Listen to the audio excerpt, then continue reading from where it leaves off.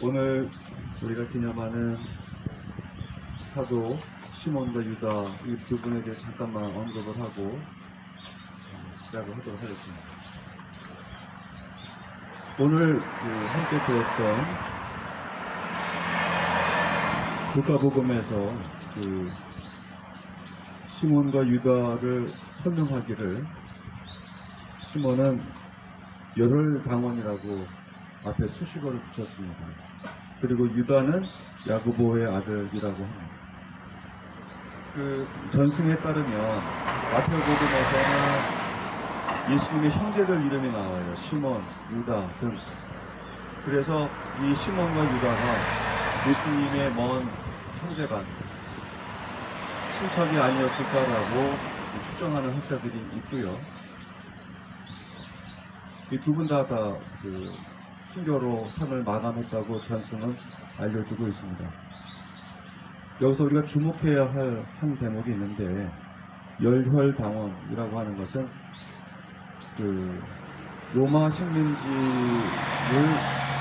부정하고 로마 제국주의를 유다 땅에서 몰아내는 것이 정치적 목적이었던 무장 투쟁 단체를 지칭하는 표현입니다.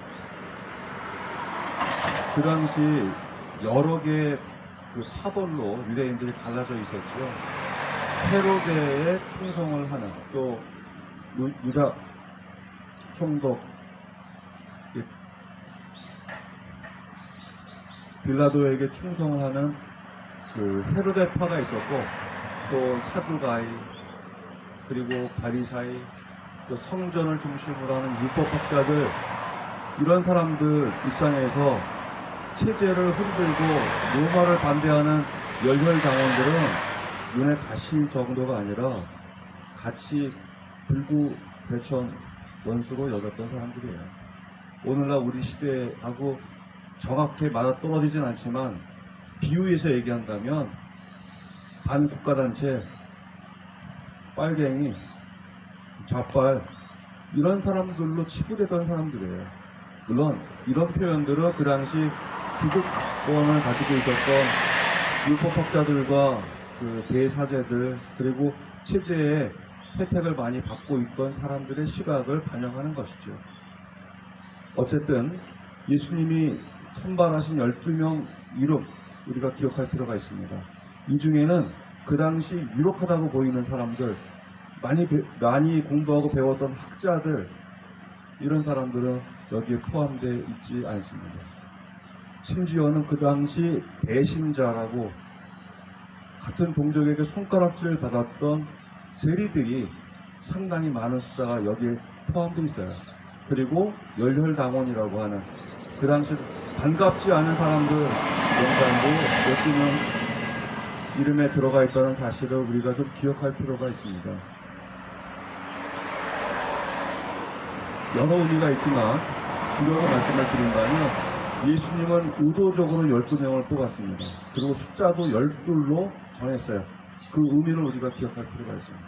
그 12의 의미는 이스라엘 전체를 대표하는 숫자입니다. 그리고 그 대표하는 사람들이 명망 있고 사람들에게 존경받고 힘이 있고 돈 있는 사람들이 아니라, 여기가 복음서가 아니라면 이름조차 남길 수 없었던 아주 평범하고 우리 가운데 한 사람이라고 할 수 있는 그런 사람들이 바로 예수님께서 주목해서 뽑은 12명이다 하는 사실을 기억해야 할 것 같습니다.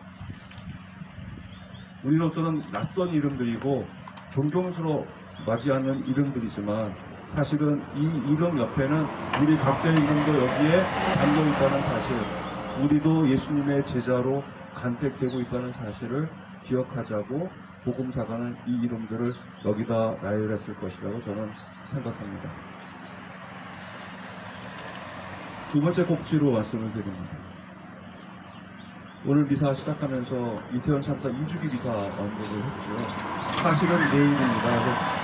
내일 10월 29일이 되면 미사 때 얘기를 좀 할까 했는데, 이제 오늘 서울에서도 전국에 있는 시민님들 또 많은 교우들이 모여서 추모 미사를 하고자 하니 이날 같이 의미를 되새기는 것도 필요하겠다고 생각이 들어서 장면의 꼭지를 거기 잡았습니다. 작년 이때 작년 10월 29일에 출판된 책이 있어요. 그날 일부러 날짜를 잡아서 출판한 책입니다. 우리 지금 여기 이태원이야라고 하는 이태원 생존자 유가족들을 인터뷰한 인터뷰 책이에요. 근데 인터뷰 내용이 상당히 많을 줄 알았는데 실제로는 15꼭지밖에 되지 않습니다. 15명의 이야기를 아주 섬세하게 정리를 해놨어요.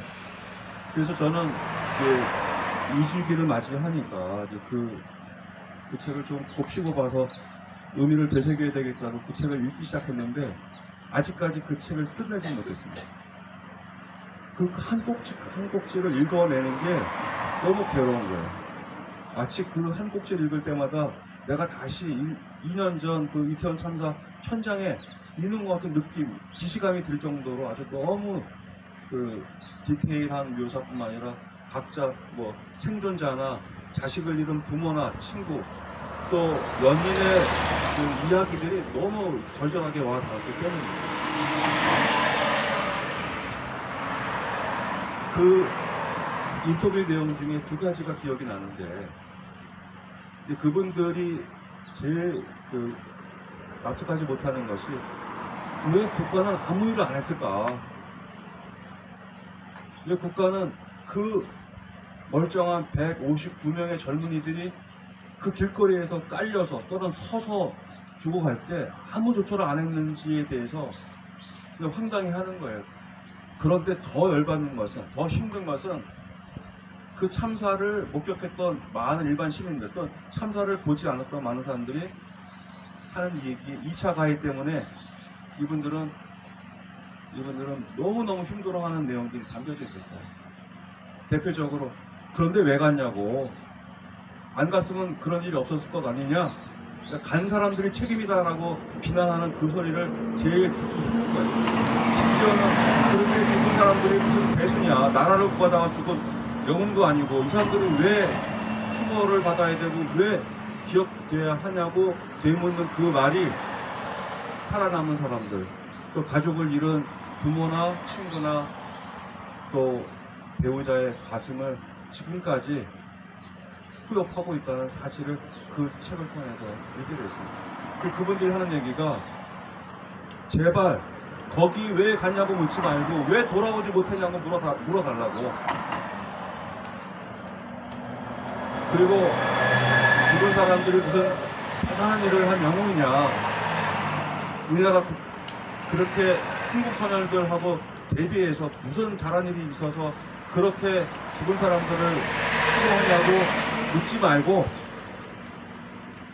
국가유공자나 국가의 영웅적인 죽음을 선택한 그 사람들과 비교해야 할 사람들은 대한민국의 위정자들과 관료들, 책임 있는 공무원들이어야 한다고 이 유가족들이 울부짖고 있다는 사실들을 저는 너무 잊지 못하겠어요.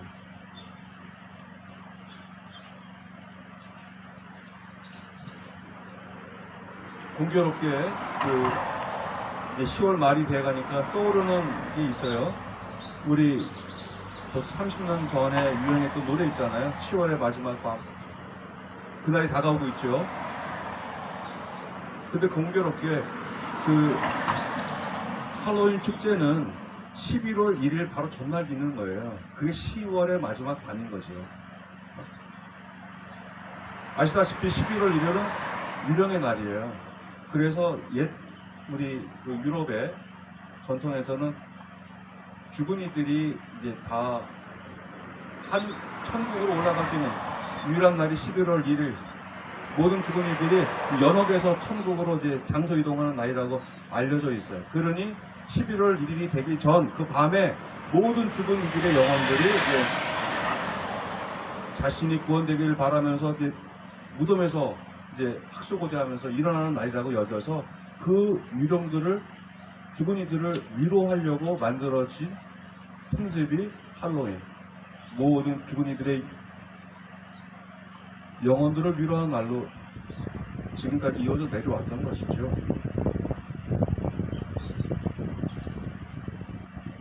엊그제 일기죠. 10월 26일이 있습니다.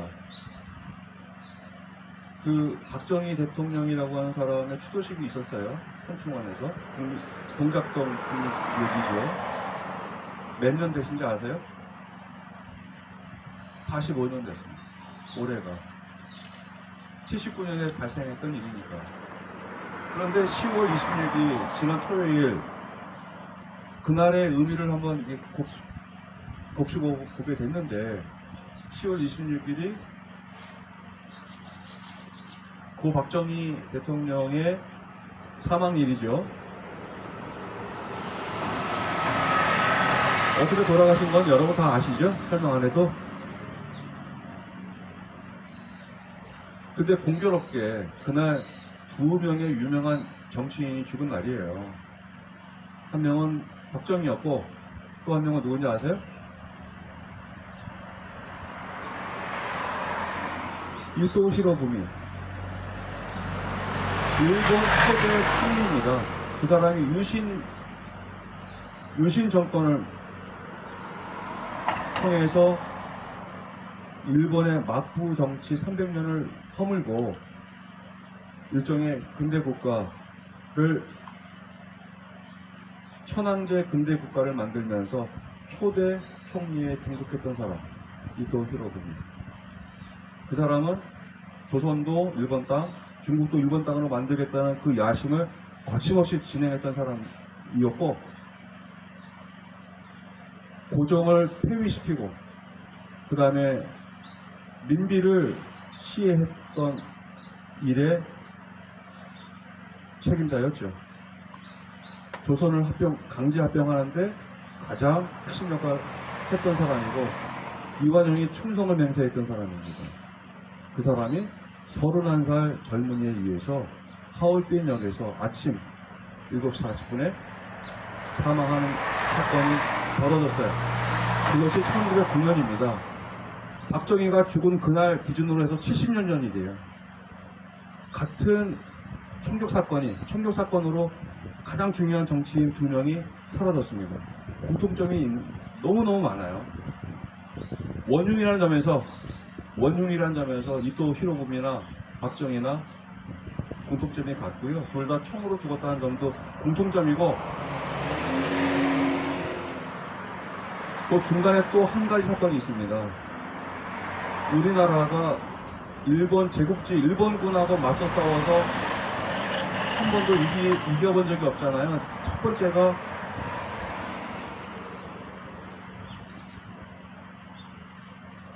동아국민운동을 진압하는 게 누굽니까?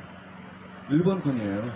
우금치에서 다 전면에 3만 명 가까이 되는 그 농민들이 학살당했잖아요. 학살을. 우리 조선의 군대가 해산될 때도 한 거 했지만 남대문에서 싸그리 다 전멸했습니다. 우리 그 당시 조선 근대 군인들이 일본군에 의해서, 그것도 기관총에 의해서. 그러고 있다가 처음으로 일본 강제군을 싸워서 이긴 대첩이 있었어요. 어떤 대첩인지 아세요? 청산리 대첩입니다. 청산리 대첩이 있었던 날이 바로 또 10월 26일이었어요. 10월 26일이 이 세 가지 사건이 겹치는데, 그 중에 특별히 안중근 의사와 김재규 장군에 의한 11.2기 더 많이 알려져 있는 것이죠. 이런 겁니다. 사실은 일본도 안중근 의사를 살인범이라고 해서 3월 26일을 정한 이유는 10월 26일 날 이토 히로부미가 죽었으니 거기에 상응하는 처벌로서 3월 26일 날 교수형에 처합니다. 일본이. 그 안중근의 제목은 살인죄였어요. 무병장으로서 나는 정정당당하게 전쟁 중에 적군의 책임자를 격살한 것인데, 일본은 인정하지 않았죠. 김재규도 마찬가지입니다. 김재규도 그 캄보디아에서는 300만 명을 쓸어버리는 건 아무 문제가 없는데 우리 같으면 100만, 200만 탱크로 밀어버리는 게 무슨 문제입니까? 라고 그 당시 경호실장이었던 차지철이 하는 얘기를 듣고 미쳤구나, 이거 완전히. 미쳤구나. 그리고 4.19 때는 그 당시 경찰국장이었던 사람이 내가 발포 명령을 내렸다 해서 그것 때문에 총살을 당했는데 박정희는 내가 발포 명령을 내리면 누가 나한테 총살령을 주겠냐라고 발언을 한 것에 완전히 뚜껑이 열려서 살해를 결심했다고 김재규는 자기 친필 벽에 쓰고 있죠. 이렇게 국민의 생명과 안전을 가장 최종적으로 책임져야 하는 정치 지도자가 자신의 길을 가지 않았을 때 겪게 될 말로가 무엇인지를 상징적으로 보여주는 사건이 바로 이틀 전 10월 26일 그리고 10월 말을 앞두고 있는 이 시점에 벌어졌다는 사실은 역사를 되새김질하는 우리에게 많은 시사점을 주고 있다고 생각합니다.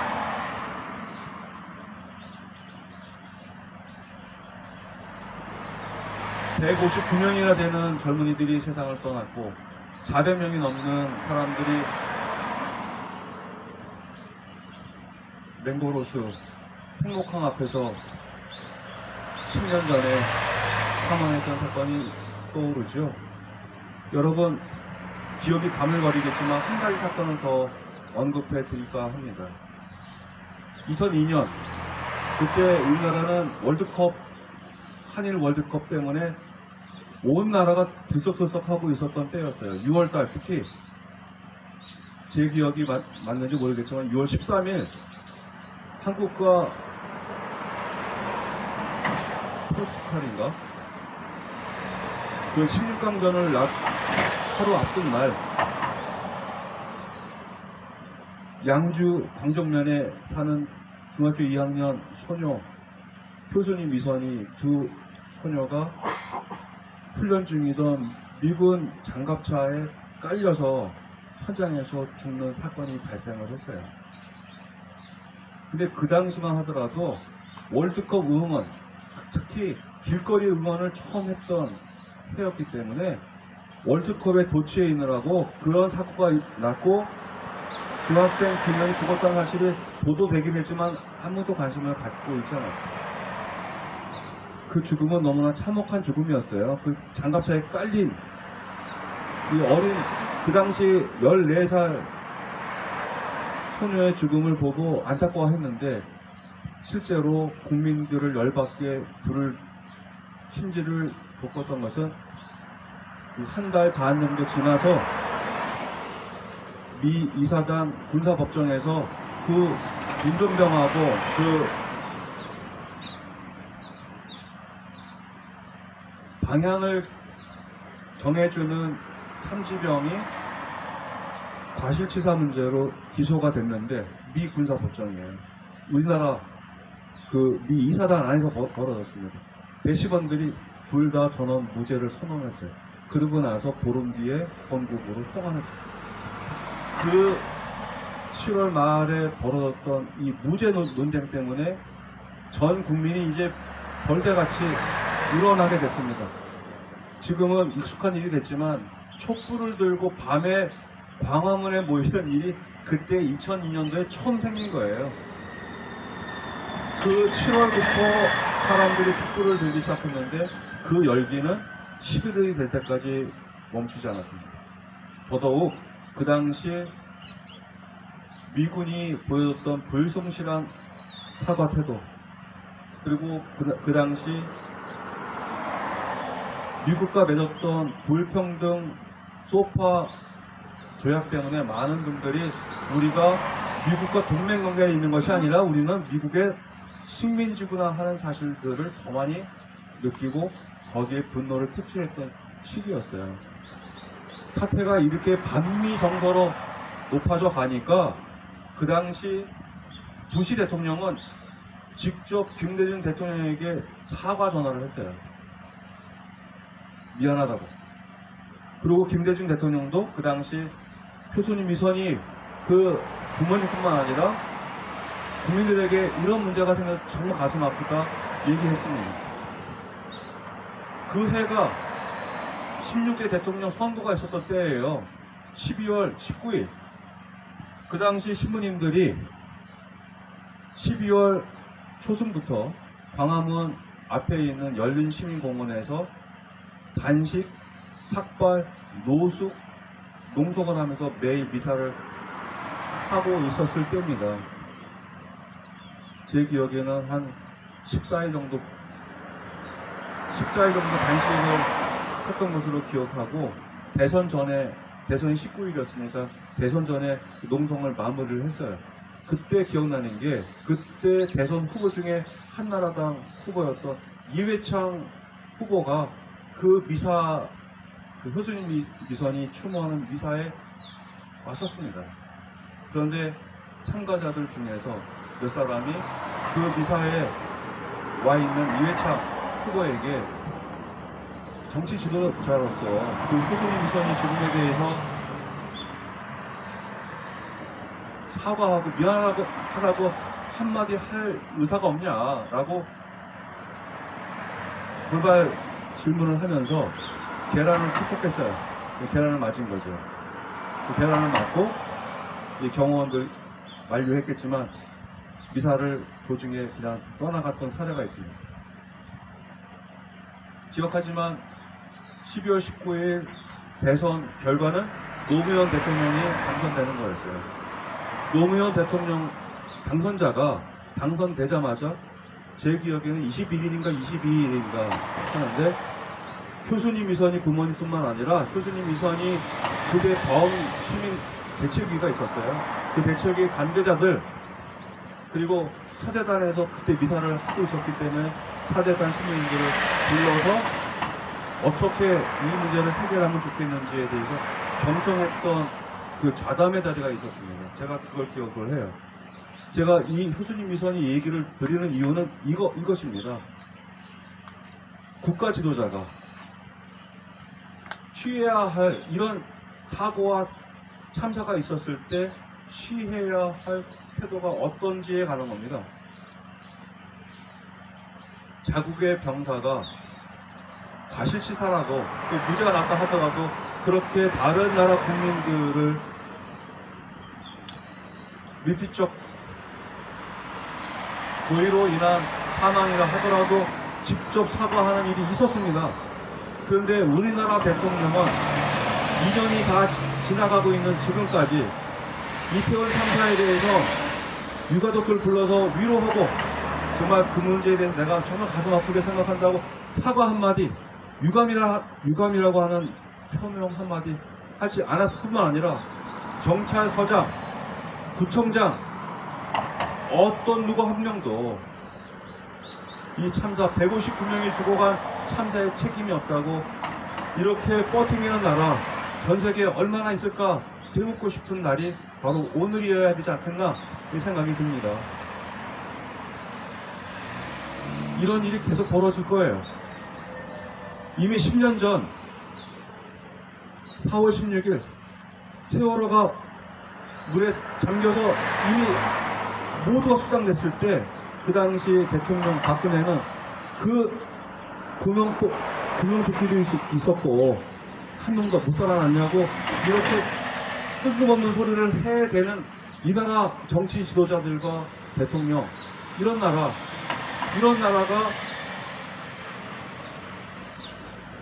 저는 유감스럽지만 우리가 정신 차리지 않고 우리가 이 나라를 어떻게 끌어갈까를 고민하지 않는다면 이런 일들은 무한 반복되지 않을까 하는 우려와 걱정이 제 눈앞에 서려 있습니다. 오늘 예수님 12제자 언급하면서 더러운 영들에게 시달리는 이들을 낫게 하셨다고 그러잖아요.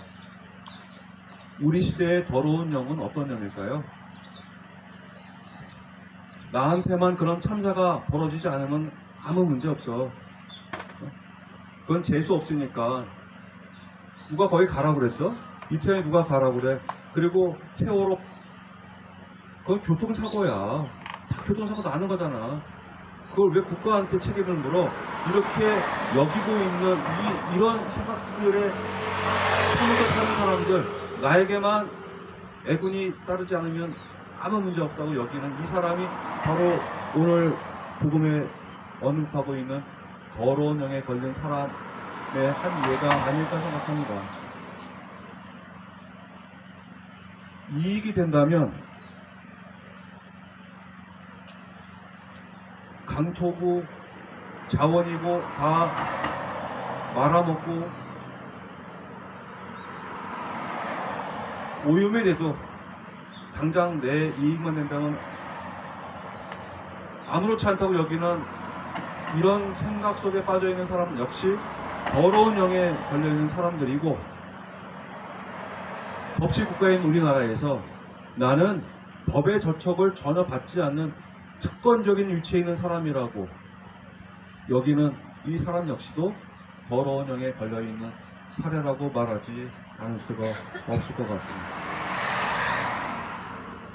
군중들이 예수님께 모여왔습니다. 그리고 그분께서는 그분에게서 힘이 나와서 모든 사람을 고쳐주셨다. 예수님께서 이 나라 국민들을 구워보시고 이 더러운 영에 걸려있는 사람들을 구해주시고 우리 아파하는 모든 백성들을 손수 어루만져 주시고 고쳐주시기를 미사 중에 기원합니다.